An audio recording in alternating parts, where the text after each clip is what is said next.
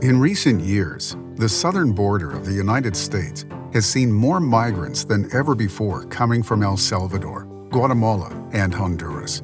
These three countries, often referred to as the Northern Triangle, are some of the most dangerous places to live.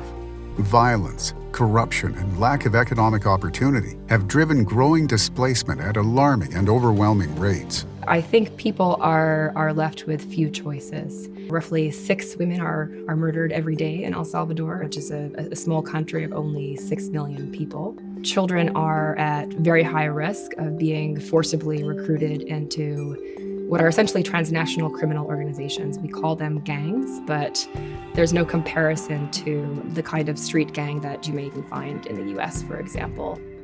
Though Northern Triangle migrants aren't solely fleeing from crime. Migrants from Central America tend to have more than one reason for why they've made the decision to leave their home countries. For example, a woman who's a victim of domestic violence, who has children who are also at risk of gang recruitment, and who works in the informal economy would have 3 proximate causes for why she would decide to emigrate from Honduras to the United States. And a person's reasons for migrating shape their legal rights. In the wake of World War II, when millions sought refuge on an international scale, the newly formed United Nations passed the 1951 Refugee Convention, which outlined the rights of displaced people and the legal duty countries have to protect them. It also formally defined the term refugee for the first time. A refugee is somebody who has a well-founded fear of persecution on account of a protected ground. And those 5 protected grounds are nationality, political opinion, religion, race, or a particular social group. However, the UN is limited in its ability to enforce this convention, so the interpretation of what persecution means, or who is in a protected group, is largely up to individual governments. For example, in the past, the United States had sometimes considered victims of gang or domestic violence to be a protected group and eligible for protection. More recently, though, the United States has been ruling that victims of gang or domestic violence should not be considered members of the protected groups. Individual governments also decided on their own process for determining who's eligible. In the United States, the term refugee is used only to describe people who apply for protection before traveling to the United States, and the number of refugees accepted through this process is limited. Right now, there are 1,500 slots available for refugees from the Northern Triangle. That is an extremely small number, given the high rates of violence and high rates of emigration from those countries on account of violence and persecution. The vast majority of migrants flee without protections or promise of refuge, instead hoping to claim protection only once they physically reach the United States. These individuals are known as asylum seekers, and they often face grave danger on their way to the U.S. Making the journey from Central America to the United States is an extremely perilous one for many migrants. Migrants, in addition to putting their lives in the hands of human smugglers, face any number of dangers from gangs or cartels, organized crime outfits that are operating along these smuggling routes. Upwards of 60% of Central American migrant females have reported experiencing sexual assault along the Central America-Mexico migrant corridor.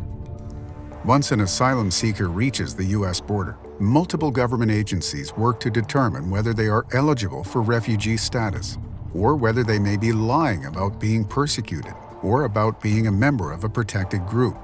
And it can be difficult for asylum applicants to understand the process. Policies related to asylum and migration in the U.S. have been changing so rapidly that it has been hard even for experts to keep up. Many recent changes were in response to the changing face of immigrants at the U.S.'s southern border. In 2000, the profile of the average migrant was a single Mexican male who was looking for economic opportunity in the United States. In 2014, the vast majority of migrants who were coming to the United States were unaccompanied minors who were seeking relief from forced gang recruitment in their home cities in Central America, or mothers with their children who were seeking relief from much the same problems. U.S. agencies didn't have the appropriate resources to manage so many children and families, and there weren't enough judges available to quickly process their cases in immigration courts. Applicants had long been allowed to enter the country while they waited for their case to be processed, sometimes for years. However, under the Trump administration, the U.S. started holding applicants in detention or forcing them to wait in Mexico until their case is heard. This situation increased the public's attention to immigration, which has long been a subject of fierce debate in the United States.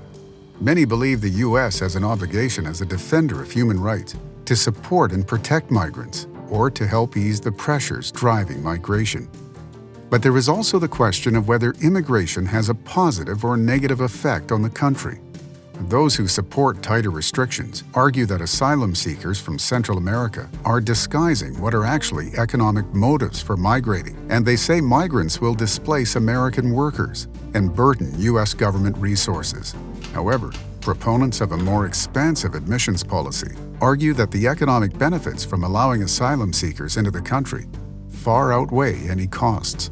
Our greatest soft power currency as a nation is the faith that people have, both in the United States and abroad, in the American dream. And to the extent that the United States can absorb new migrants, because there's certainly a need for migrants to work in vast swathes of the U.S.